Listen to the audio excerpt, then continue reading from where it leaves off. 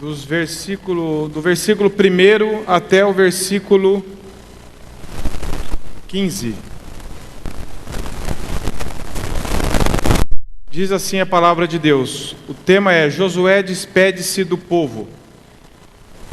Depois reuniu Josué todas as tribos de Israel em Siquém e chamou os anciãos de Israel, os seus cabeças, os seus juízes, os seus oficiais, e eles se apresentaram diante de Deus. Então Josué disse a todo o povo: Assim diz o Senhor, Deus de Israel: Antigamente vossos pais, Terá, pai de Abraão e de Naor, habitaram da além do Eufrates e serviram outros deuses. Eu, porém, tomei Abraão, vosso pai, da além do rio, e o fiz percorrer toda a terra de Canaã. Também lhe multipliquei a descendência e lhe dei Isaque. A Isaque dei Jacó e Esaú, e a Esaú dei em possessão as montanhas de Seir. Desceram para o Egito. Então enviei Moisés e Arão e feri o Egito com o que fiz no meio dele. E depois vos tirei de lá. Tirando eu vossos pais do Egito, viestes ao mar. Os egípcios perseguiram vossos pais com carros e com cavaleiros até o Mar Vermelho. E clamando vossos pais, o Senhor pôs escuridão entre vós e os egípcios e trouxe o mar sobre estes. O mar os cobriu. Viram o que eu fiz no Egito. Então habitastes no deserto por...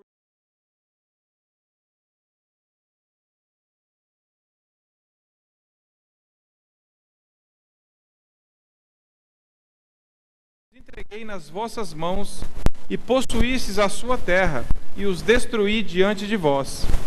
Levantou-se também o rei de Moabe, Balaque, filho de Zippor, e peleou contra esse filho de Beor, para que vos amaldiçoasse. Porém, eu não quis ouvir Balaão, e ele teve de vos abençoar. E assim vos livrei da sua mão. Passando vós o Jordão e vindo a Jericó, os habitantes de Jericó pelejaram contra vós outros, e também os amorreus, os ferezeus, os cananeus, os heteus, os girgazeus, os heveus e os jebuseus. Porém os entreguei nas vossas mãos. Enviei vespões adiante de vós, que os expulsaram da vossa presença, bem como os 2 reis dos amorreus, e isso não com a tua espada, nem com o teu arco. Dei-vos a terra em que não trabalhastes, e cidade que não edificastes, e habitais nelas. Comeis das vinhas e dos olivais que não plantastes. Agora, pois, temei ao Senhor, e servi-o com integridade, com fidelidade. Deitai fora os deuses aos quais serviram os vossos pais da além do Eufrates e no Egito, e servi ao Senhor. Porém, se vos parece mal servir ao Senhor, escolhei hoje a quem servais. Se aos deuses a quem serviram os vossos pais que estavam da além do Eufrates, ou aos deuses dos amorreus, em cuja terra habitais. Eu e a minha casa serviremos ao Senhor. Vamos orar.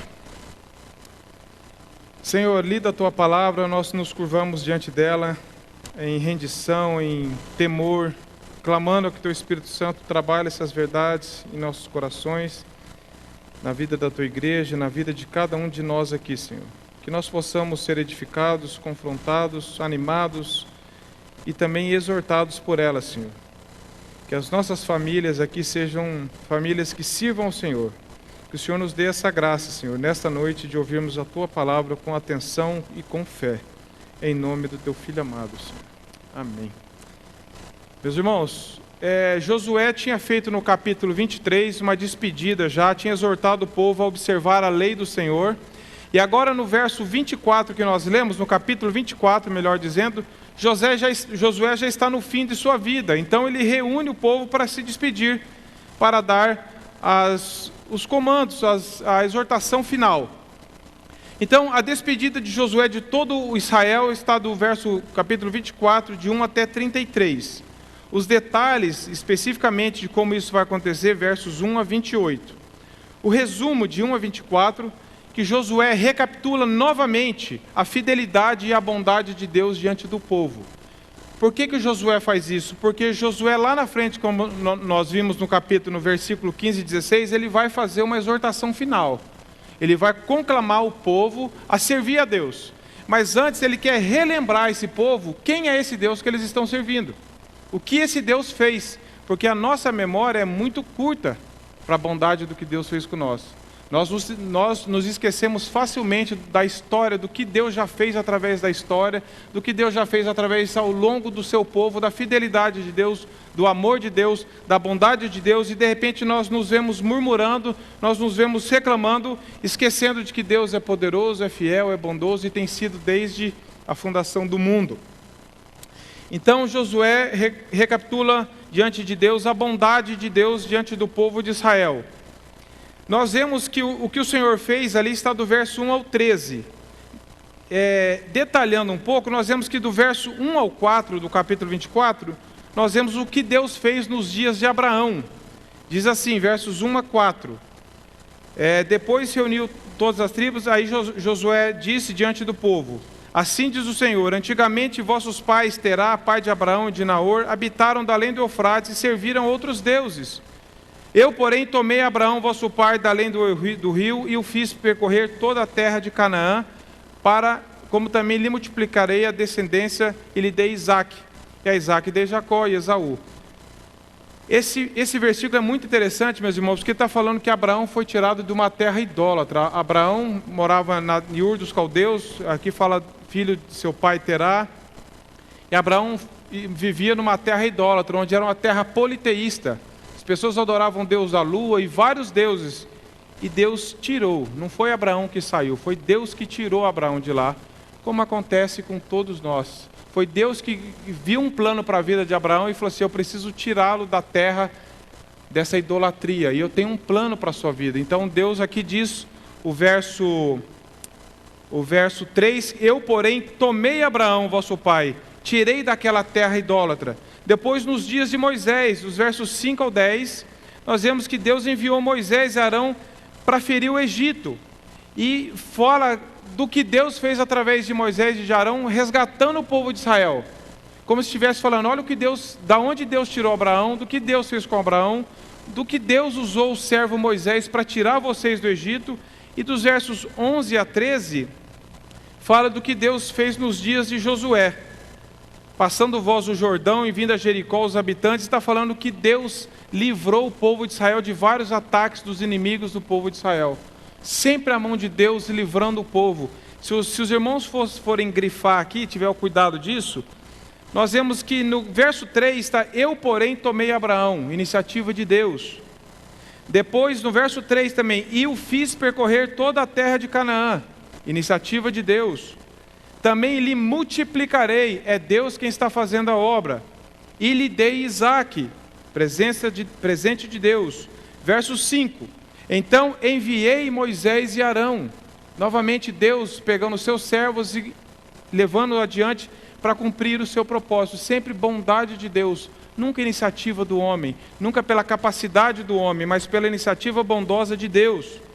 Depois nós vemos que no verso 5 fala, e feri o Egito com o que fiz no meio dele, e depois vos tirei de lá. O livramento que Deus fez com o povo de Israel no Egito. Depois no verso 7 diz que, clamando vossos pais, o Senhor pôs escuridão entre vós e os egípcios.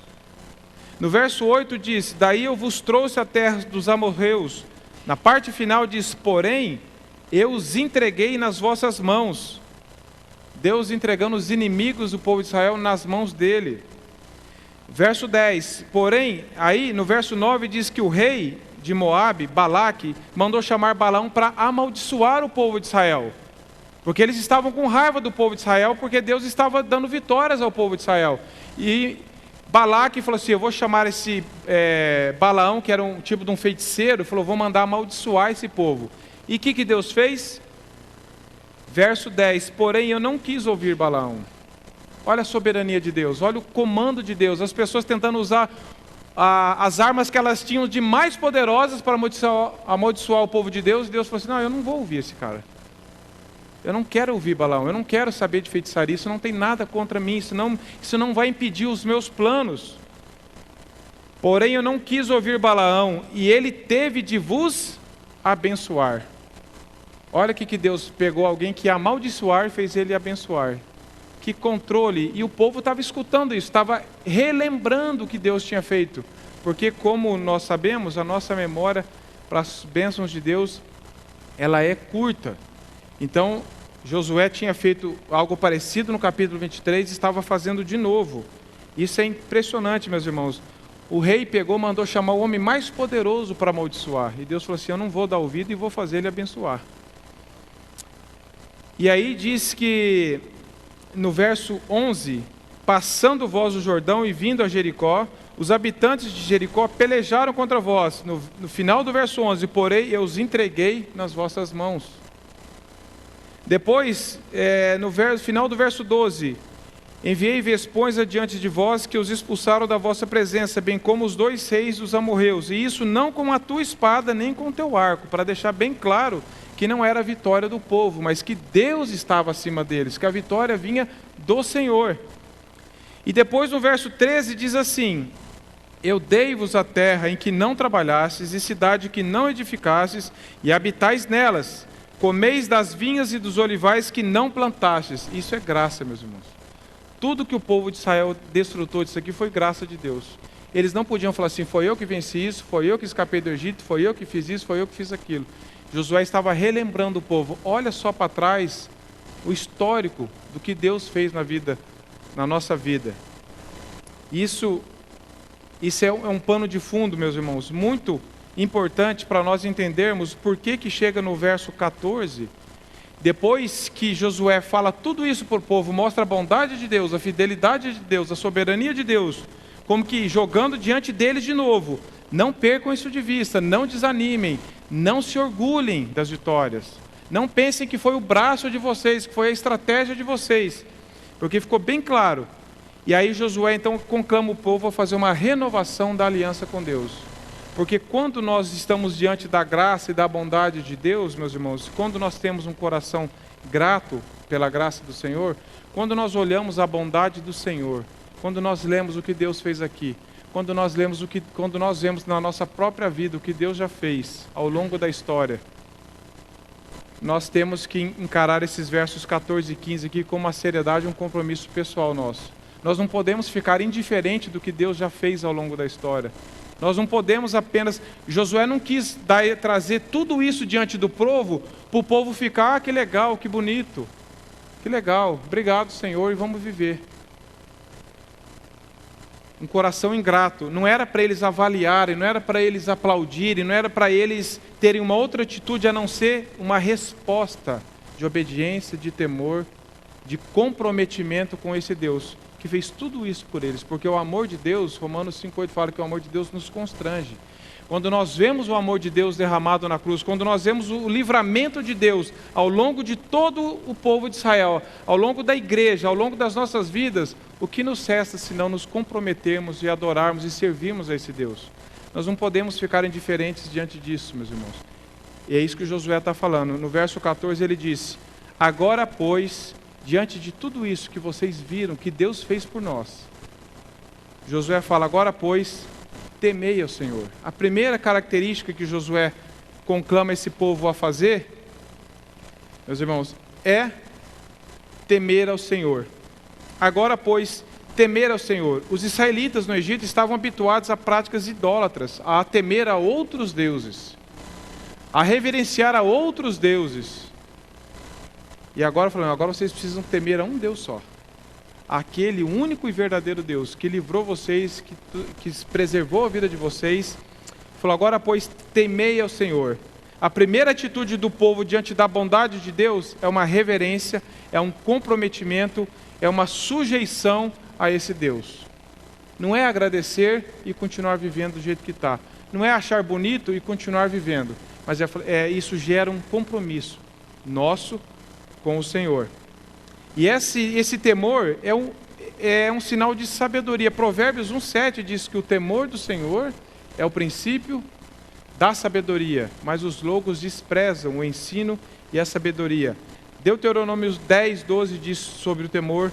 Eclesiastes 12,13 diz, a suma de tudo que se tem ouvido teme a Deus e guarda os seus mandamentos. Esse temor, essa reverência, essa submissão a Deus é o que nosso coração precisa responder. Salmo 2, verso 11, meus irmãos. No Salmo 2, no verso 11, diz assim o salmista, Servi ao Senhor com temor e alegrai-vos nele com tremor. Esse é o contexto de toda a Bíblia. Nós devemos servir ao Senhor com temor, com reverência, com submissão, com respeito máximo. 1 Pedro 1,17. Outro texto que nos conclama a falarmos sobre, que nos exorta a falarmos sobre o temor a Deus. 1 Pedro 1,17 diz assim: ora, se invocais como Pai aquele que sem acepção de pessoas julga segundo as obras de cada um, portai-vos com temor durante o tempo da vossa peregrinação. Esse temor é algo que é exigido de todos aqueles que estão diante da bondade de Deus, mas ele não é algo natural em nós. O que é natural em nós é a indiferença, a ingratidão, mas esse temor é algo que o Senhor mesmo põe em nós. De nós olharmos essa bondade de Deus e nós temermos ao Senhor e falar assim: Ele é Deus. Foi Ele que fez isso no povo de Israel, foi Ele que controlou todo o povo de Israel, é Ele quem preserva a vida da igreja até hoje. Apesar de todos os ataques que a igreja sofreu desde o primeiro século, Deus fala que eu estou edificando a minha igreja. Então nós vemos que Deus preserva o seu povo, e Deus preserva a nossa vida, e Deus preserva as nossas famílias. Então nós devemos temer a Ele, falar assim, confiar nesse Deus. Hebreus 12, 28 é um outro texto que os irmãos podem anotar também. Josué não dá uma sugestão. Josué falou assim: agora nós temos, a única alternativa que nós temos diante do que Deus fez é temer o seu nome, é nos submeter a Ele. Esse é o motivo, e nós temos, meus irmãos, motivo suficiente para temer ao Senhor. A bondade de Deus exigia do povo e exige de nós devoção exclusiva. O primeiro mandamento em Êxodo 23 é: não terás outros deuses diante de mim. Isso é temor a Deus. É adorar e servir a um Deus só. É acreditar toda a nossa vida e toda a história do povo de Deus aos cuidados de Deus. Depois diz o texto que: agora, pois, temei ao Senhor, somente ao Senhor, e servi-o com integridade. Não para só pelo temor, pela submissão, mas agora algo mais ativo ainda. Ou seja, nós devemos servir a Deus. A segunda atitude exigida, que brota no nosso coração e que Josué está alertando o povo, é que eles deviam servir somente ao Senhor, ou seja, adorar somente ao Senhor. Parar de adorar outros deuses, parar de buscar proteção em outras coisas, mas servir ao Senhor. E como que seria servir esse ao Senhor? É de qualquer jeito? É servir, cada um tem um jeito de servir ao Senhor? O texto diz que nós devemos servir ao Senhor com integridade e com fidelidade. Diz o versículo 14, meus irmãos: agora, pois, temei ao Senhor e servi-o com integridade e com fidelidade. Não é servir com o coração dividido, duvidoso. Não é servir ao Senhor com um olho em outro Deus, com um olho em outra segurança. Não é servir ao Senhor pensando: será que Ele é digno de confiança? Será que eu posso me entregar totalmente a Ele? Mas é com integridade, é com o coração reto, é com o coração íntegro, é de todo o nosso ser. Não é servir de qualquer jeito, mas com alegria, diz o Salmo 100, verso 3. Servir ao Senhor com alegria. Não é uma servidão de escravos que estão ali contra a própria vontade, de serviço. Claro que nós somos servos do Senhor, mas os servos do Senhor servem com alegria, porque o nosso Rei é bom, porque Ele nos livrou, Ele nos salvou, Ele nos livrou de mão forte do império das trevas. Então nós temos motivos para servi-lo e com alegria, e servi-lo e com integridade.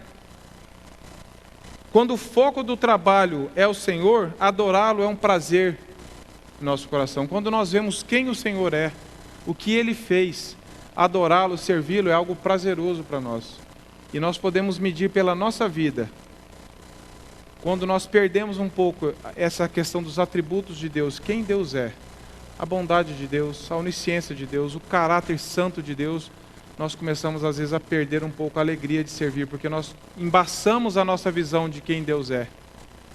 Quanto mais nós vermos o que Deus fez na cruz, o caráter santo de Deus, mais nós vamos servir ao Senhor com alegria. Não tem sentido ruim aqui de servir, mas é uma experiência feliz e libertadora, porque só tem dois reinos, meus irmãos: ou nós estamos servindo ao Senhor, ou nós estamos a serviço das trevas. Colossenses 1 fala isso. Ele nos tirou do império das trevas e nos transportou para o reino dos filhos do seu amor. Não existe ninguém livre. Se nós não estamos servindo ao Senhor, nós estamos servindo ao pecado, servindo a nós mesmos, servindo a este mundo. Então, nesse sentido, só é livre quem é servo do Senhor. A verdadeira liberdade vem de nós estarmos servindo a Deus. Então, e servir com fidelidade. O que seria essa fidelidade? Seria um aspecto da integridade. Nós sabemos o que é fidelidade quando nós estamos em nosso casamento. Quando nós somos casados, quando nós temos algum compromisso, que seja até algum contrato que exige fidelidade. Se você romper aquilo, você é prejudicado. Você não está demonstrando um caráter. Você está fazendo algo parcial, você não está integral. E Deus requer que nós servamos Ele com integridade ou fidelidade, somente a Ele. Nós servimos a um único Deus. Depois, o verso 14 ainda continua. Serviu com integridade e com fidelidade. Depois ele lança mais uma questão. Ele fala assim, ó, deitai fora, essa expressão, deitai fora os deuses aos quais serviram os vossos pais. Veja que antes de Josué chegar nesse ponto de que ele vai servir a Deus, ele está falando que nós devemos nos livrar. Tiago fala isso, quanto que nós devemos nos despojar do velho homem. Paulo também fala isso nas suas cartas, para servirmos a Deus. Nós devemos, não é servir a Deus com tudo que nós já viemos, nós devemos buscar esse deitar fora os deuses, ou seja, decapitar esses deuses, jogar fora. Tem gente que fala que é vomitar esses deuses para fora, é ter náusea disso, de qualquer deus. Ali eram deuses, a terra ali, que o Abraão foi tirado, era uma terra politeísta. Meus irmãos, hoje nós vivemos num mundo politeísta, ou não? Se você perguntar lá fora, você acredita em Deus? Você vai ficar assustado com quantas pessoas falam assim, eu acredito. Você fala assim, qual Deus você acredita? Você vai ver que nós vivemos numa era politeísta, que não é o Deus da Bíblia. Então, nós precisamos entender isso, que nós precisamos abandonar qualquer outro tipo, qualquer idolatria, qualquer algo que está ganhando o nosso coração. Talvez nós falamos assim, não, eu não sou idólatra, eu não tenho nada pendurado na parede. Mas talvez nós estejamos abrigando algo no nosso coração. Talvez nós estejamos ainda idolatrando algumas coisas que fazem parte da nossa velha natureza, ou que nós vemos em ímpios, em pessoas que não foram nascidas de novo, ou na nossa própria vida antes de conhecer o Senhor, e nós estamos querendo voltar a idolatrar, a cultivar aqueles velhos deuses que nós sabemos quais são, que esse mundo tanto idolatra. Pode ser o dinheiro, que a Bíblia fala em Mateus 6,24, não podemos servir a dois senhores. Pode ser as riquezas, pode ser a nossa reputação, a qualquer coisa. Então, falando que nós precisamos abandonar. Integridade, sinceridade, verdade. Deitar fora fala de deixar, de derrubar. Nós vamos remover do nosso coração. E como que nós vamos remover qualquer tipo de idolatria do nosso coração? Na confissão de pecados. Quando mais nós vemos quem é Deus, mais nós vamos confessar os pecados que nós temos talvez abrigado outras fontes de segurança. Nós temos cultivado outros deuses dentro de nossa própria mente. E talvez dentro da própria igreja. Nós não temos adorado o único Deus. Nós temos que fazer com que algo se mova do nosso coração. E Deus nos dá graça para isso. Depois ele fala, servir aos vossos pais. Deitai fora os deuses aos quais serviram os vossos pais da além do Eufrates e no Egito. E servir ao Senhor. Abandone aquela velha idolatria que vocês viram. E sirvam somente ao Senhor. E aí Josué agora entra numa questão muito interessante para nós, de que Deus exige exclusividade. Deus não aceita um coração dividido, uma adoração dividida. Deus não aceita ser compartilhado com outros deuses. Deus requer exclusividade. Então agora, Josué, de forma parece que até irônica, ele está falando assim, ó, se diante de tudo isso que vocês viram, ainda vos parece ser mal servir a Deus, ao Senhor, vocês têm alguma razão para achar que servir a Deus é algo ruim? Aqui a gente percebe talvez um tom de ironia, porque não tem uma justificativa consciente de alguém falar assim, não compensa servir a Deus, porque olha o que Deus fez. Olha o que Deus fez de tudo, olha o que Deus está exigindo de nós. Aí Josué fala, porém, se mesmo assim vos parece mal servir ao Senhor, ou seja, se vocês acham que esse Senhor ainda não merece ser servido, se vocês acham que é melhor continuar trazendo aquela tradição familiar de deuses, aquele rol de deuses, aquela idolatria toda, se vocês ainda não acham que aquilo é melhor, o que ele fala? Vocês devem escolher hoje a quem vocês vão servir. Parece que Josué aqui está falando assim, ó, parece ridícula essa proposta. Diante do que Josué apresentou, ele ainda vai perguntar se o povo quer servir aqueles velhos deuses, diante de tudo que Deus fez. O povo já tinha provado a bondade de Deus. É como se Josué falasse o seguinte, ó, vocês têm duas opções, ou o Senhor Jeová, ou deuses dos amorreus e daquela velha idolatria. Se Israel rejeitar o Senhor, pode escolher dois grupos de divindade que não têm valor nenhum, o da Mesopotâmia ou o de Canaã. É como se Josué estivesse dizendo a um grupo de faminto, veja só, meus irmãos, se você rejeitar esse banquete que eu te mostrei de quem é Deus, você pode escolher entre um lixo e um estrume. Aqueles outros grupos de deuses, é como se Josué te falasse, ó, ou vocês servem a Deus, ou vocês se deliciam com esse banquete de quem Deus é, ou vocês escolhem lixo ou estrume. Porque esses outros deuses, é disso que vocês vão se alimentar. Eles não valem de nada. É algo forte o que Josué fala aqui para eles. Josué está querendo dizer, meus irmãos, não tentem conciliar. Não tentem falar, que bom, agora eu tenho mais um Deus. Não tente falar assim, agora eu tinha vários deuses, agora eu tenho mais um. Não é que você tem mais um, você tem um único Deus. E Josué está falando assim, ó, não tente servir a dois senhores. Não tenha outros deuses diante do Deus Supremo. Tiago 4,4 nos fala isso, que querer servir a Deus e ao mundo é cometer adultério. Fala assim, ó, se vocês querem ser amigo do mundo, amigo de Deus, vocês estão adulterando, vocês estão sendo infiéis. E Josué então faz essa confissão impactante, meus irmãos, que esse texto, 24:15, ele é muito conhecido. Eu e a minha casa serviremos ao Senhor. Mas o que isso significa para nós hoje? É fácil nós falarmos essa frase, é fácil nós colocarmos um quadro bonito na parede da nossa casa com esse versículo, como nós fazemos com versículos chaves, e nós tendemos a pegar versículos chaves e não entender o contexto. Então, às vezes nós olhamos, eu e minha casa serviremos ao Senhor. Aí nós nos perguntamos, como que nós serviremos ao Senhor? De que forma? De qualquer forma? Não, Deus tem uma forma que nós devemos servi-lo. Não é do nosso jeito. Será que servir a Deus é apenas vir aos cultos aos domingos? Será que servir a Deus é às vezes fazer uma oração rápida antes da refeição? Será que servir a Deus é ter algum contato com alguma literatura apenas? É gostar de conversar sobre Deus? O que implica eu e minha casa, o que implica nosso serviço a Deus, meus irmãos? É algo muito mais profundo do que talvez eu e você estejamos pensando. Como líder do povo, como sucessor de Moisés, Josué toma posição diante deles, dizendo, ó, independentemente de quem vocês vão servir, eu e a minha casa vamos servir ao Senhor.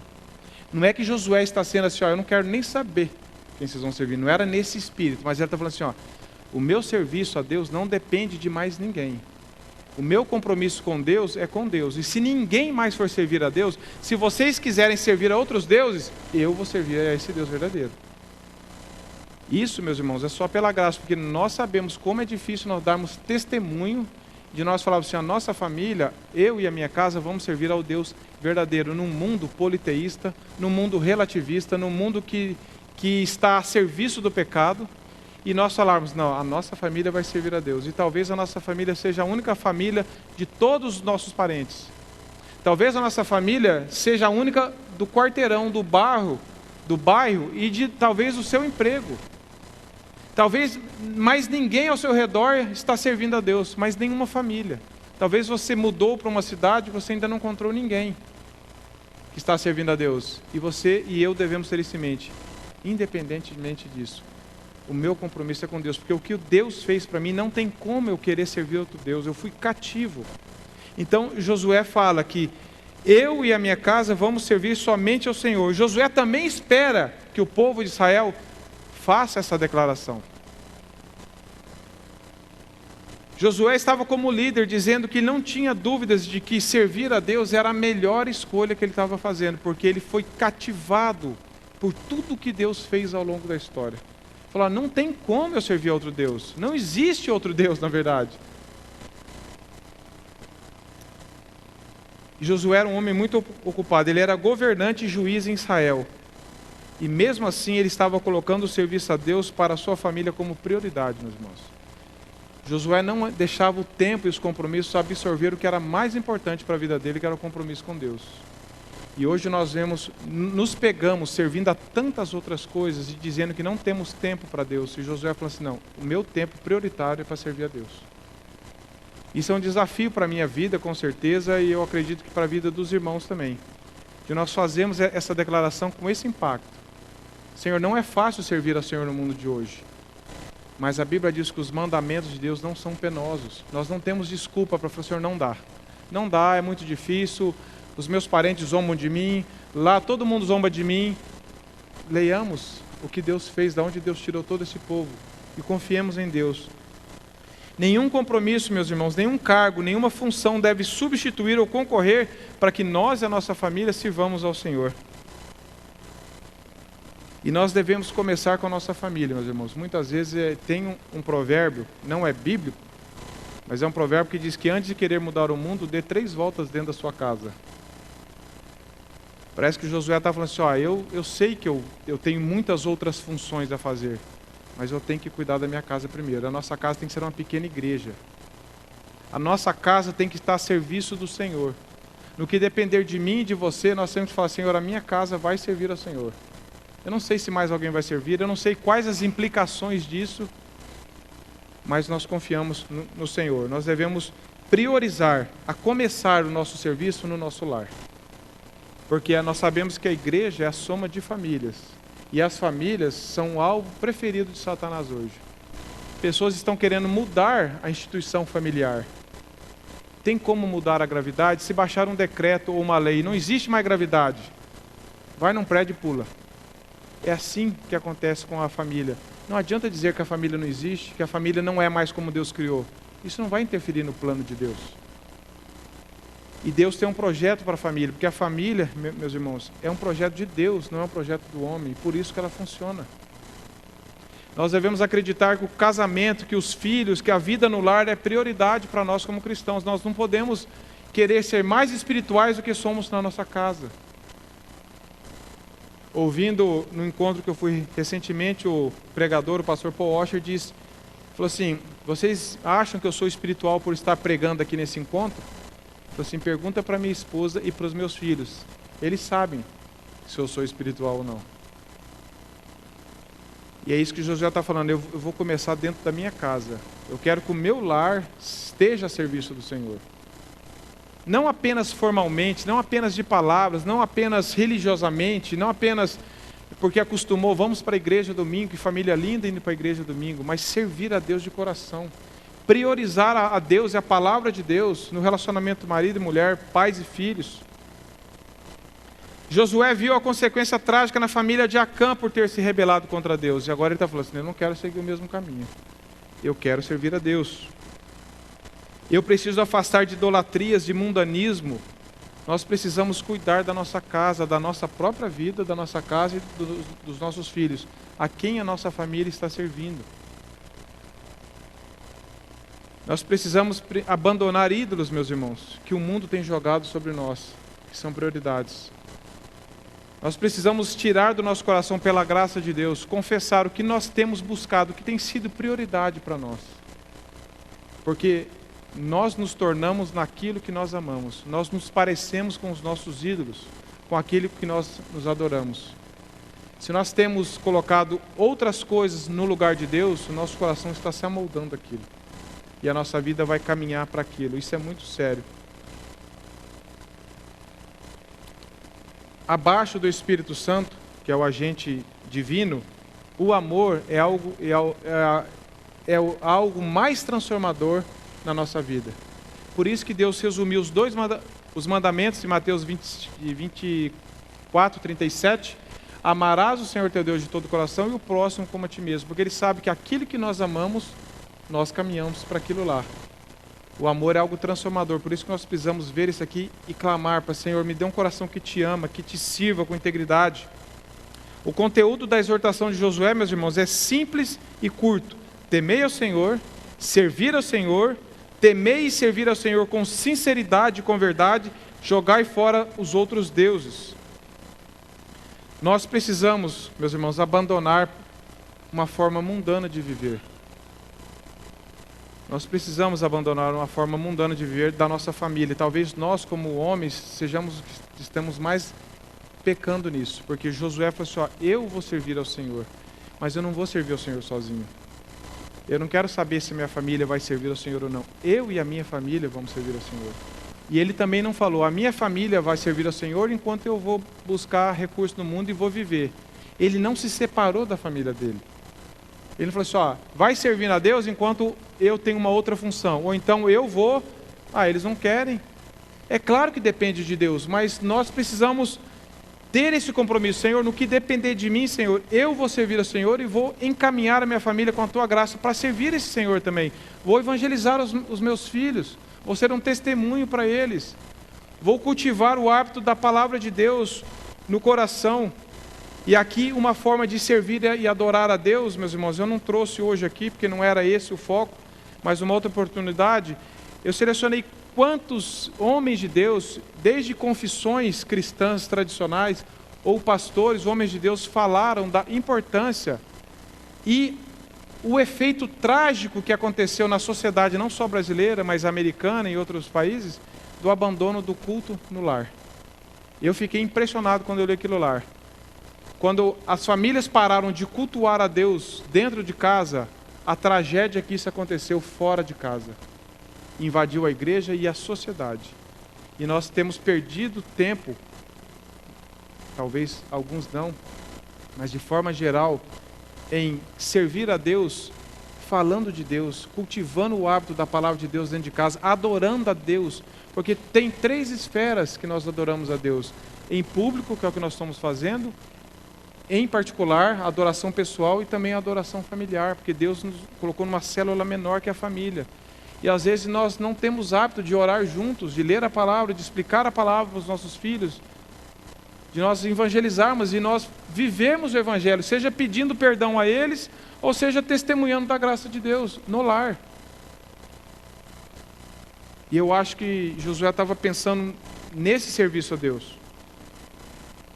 Nós precisamos renunciar ao Deus dinheiro, Deus da prosperidade, Deus do sincretismo, achar que todos os caminhos levam a Deus, que tudo está bom. Vamos servir, vamos servir, eu quero servir. A quem? Não, vamos servir ao único Deus. Significa que mesmo que a nossa família seja única, meus irmãos, nós ainda devemos servir ao Senhor.